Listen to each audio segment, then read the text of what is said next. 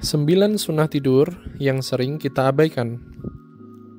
Pada kesempatan kali ini, Rashid akan menjelaskan sunnah-sunnah apa saja yang bisa menjadi amalan seseorang ketika hendak tidur ataupun ketika bangun tidur. Simak sampai akhir video ya. Tidur merupakan salah satu karunia terbesar yang Allah berikan kepada umat manusia. Tanpa tidur, fisik manusia akan lelah, otak pun menjadi berat untuk berpikir. Sudah menjadi fitrah bagi manusia untuk tidur dan mengistirahatkan semua organ tubuhnya. Dan adalah karena rahmatnya, Dia jadikan untukmu malam dan siang, agar kamu beristirahat pada malam hari dan agar kamu mencari sebagian karunia-Nya pada siang hari, dan agar kamu bersyukur kepadanya. Quran Surat Al-Qasas ayat 73. Begitu sempurnanya agama Islam yang mulia ini, sampai-sampai urusan tidur pun sudah diatur sedemikian rupa.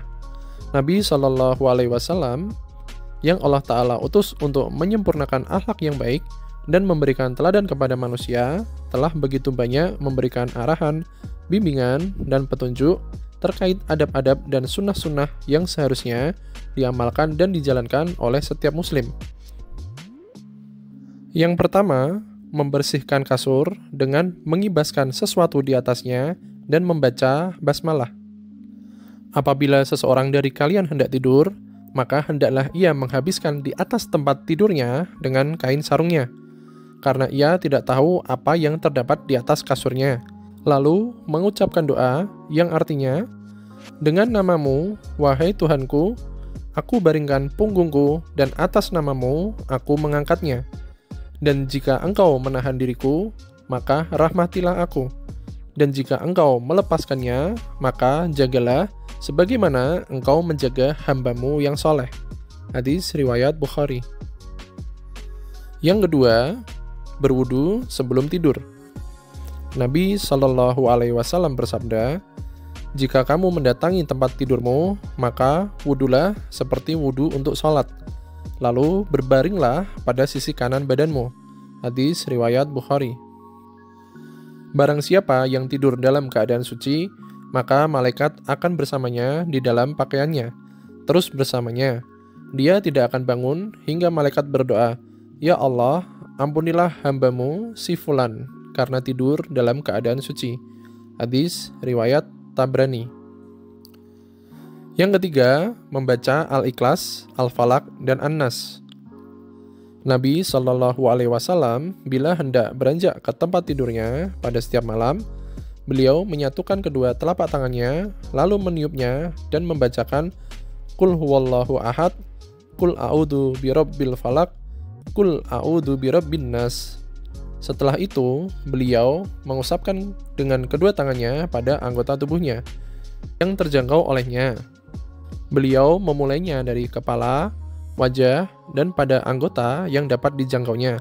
Hal itu beliau ulangi sebanyak 3 kali. Hadis riwayat Bukhari. Yang keempat, bertakbir, bertahmid, dan bertasbih ketika hendak tidur. Maukah aku tunjukkan kepada kalian perihal sesuatu yang lebih baik daripada apa yang kalian minta? Bila kalian hendak beranjak ke tempat tidur, maka bertakbirlah 34 kali dan bertahmidlah 33 kali serta bertasbihlah 33 kali. Hal itu tentu lebih baik bagi kalian berdua daripada seorang pembantu. Hadis riwayat Bukhari Muslim. Yang kelima, meletakkan telapak tangan kanan di pipi ketika tidur. Jika Rasulullah SAW ingin tidur, beliau meletakkan tangan kanannya di bawah pipi. Kemudian beliau membaca doa, Ya Allah, lindungilah aku dari siksamu pada hari engkau bangkitkan semua makhluk, sebanyak 3 kali. Hadis riwayat Abu Dawud. Yang keenam, bersegera bangun dan sholat saat mendapati mimpi yang tidak disenangi serta tidak menceritakannya. Nabi SAW bersabda, karena itu, jika kamu bermimpi yang tidak kamu senangi, bangunlah, kemudian sholatlah, dan jangan menceritakannya kepada orang lain. Hadis riwayat Bukhari Muslim.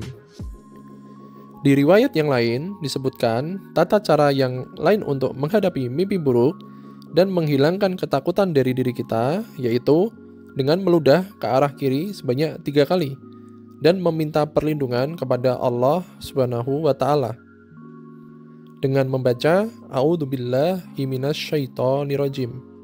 Yang ketujuh, berzikir ketika terbangun di tengah tidur dengan doa yang diajarkan oleh Nabi Shallallahu Alaihi Wasallam.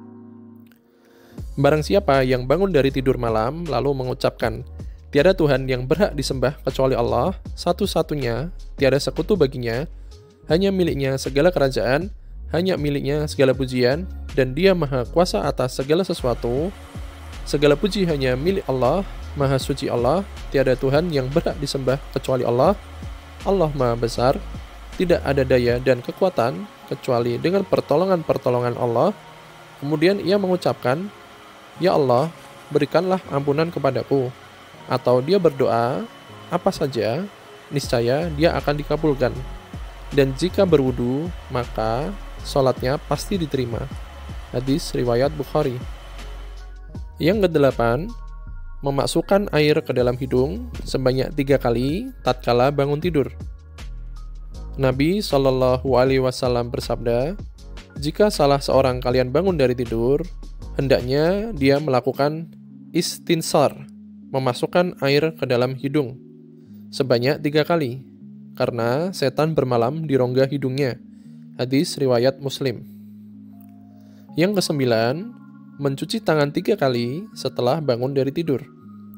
Nabi Shallallahu Alaihi Wasallam bersabda, "Apabila seorang dari kalian bangun dari tidurnya, maka janganlah memasukkan tangannya ke dalam bejana, kecuali setelah ia mencucinya sebanyak 3 kali, karena sesungguhnya ia tidak mengetahui kemana tangannya berada pada waktu malam." Hadis riwayat Muslim.